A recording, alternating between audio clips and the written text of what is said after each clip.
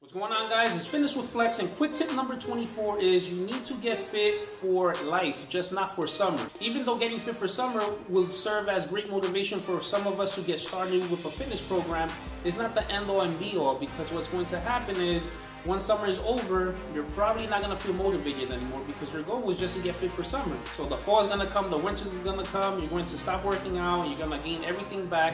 So the best thing to do is forget about the short-term goals. Think about it as you need to do this for the rest of your life. That's the only way you're going to maintain long-term results. And think about it, the only thing that's going to happen is that you're going to gain a life filled with benefits.